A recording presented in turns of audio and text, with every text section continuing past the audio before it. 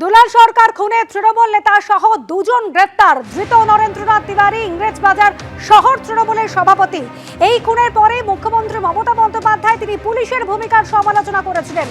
এসপির অপদার্থতার জন্যই দুলাল সরকার খুন হয়েছে বলে তিনি অভিযোগ করেছিলেন। তারপর একে একে 5 জনকে গ্রেপ্তার করা হয়। গতকাল ডেকে পাঠানো হয় ইংরেজবাজারের প্রাক্তন কাউন্সিলর নরেন্দ্রনাথ তিওয়ারিকে। রাতভর জিজ্ঞাসাবাদ চলে, বক্তব্যে অসঙ্গতি খুঁজে পায় পুলিশ এবং তারপর গতকাল রাতেই তাকে গ্রেপ্তার করা হয়। আর সব মিলিয়ে মালদায় তৃণমূল নেতা খুনে সব মিলিয়ে 7 জনকে গ্রেপ্তার করা হলো। এর আগে পুরনো শত্রুতা ছিল নরেন্দ্রনাথ তিওয়ারির সঙ্গে, এমনই বলছেন প্রত্যেকে। 2022 সালে পুরো ভোটে ভাই সহ আক্রান্ত হয়েছিলেন নরেন্দ্রনাথ তিওয়ারি। তখনই দুলাল সরকার গোষ্ঠীর বিরুদ্ধে হামলার অভিযোগ ওঠে। আর এখানেই প্রশ্ন উঠছে যে সেই শত্রুতার জেরেই কি খুন করা হলো দুলাল সরকারকে এবং তারপর আজকে গ্রেপ্তার।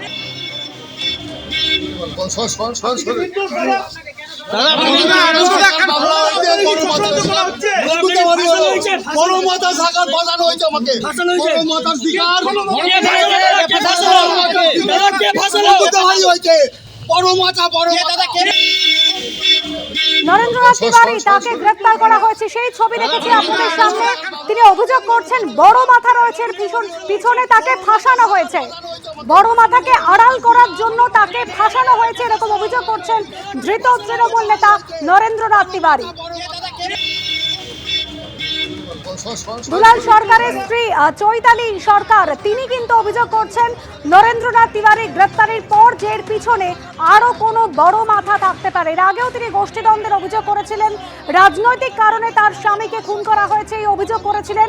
আর আজ নরেন্দ্রনাথ তিওয়ারি গ্রেপ্তারের পর তিনি অভিযোগ করছেন পিছনে আরো কোনো বড় মাথা থাকতে পারে।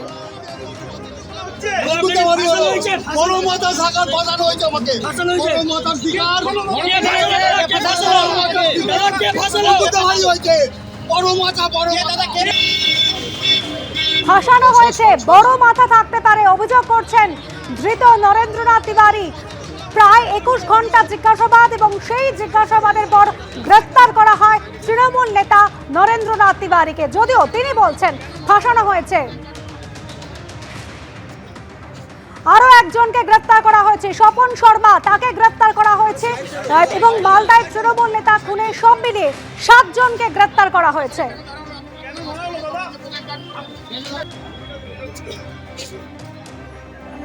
নরেন্দ্রনাথ তিওয়ারি এবং স্বপন শর্মা এই দুজনকে গ্রেফতার করা হয়েছে। এর মধ্যে তৃণমূল নেতা নরেন্দ্রনাথ তিওয়ারি তিনি ইংরেজবাজারের প্রাক্তন কাউন্সিলর।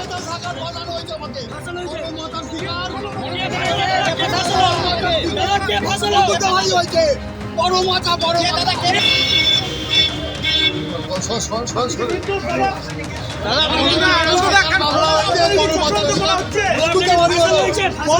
থাকার বাজানো হয়েছে আমাকে।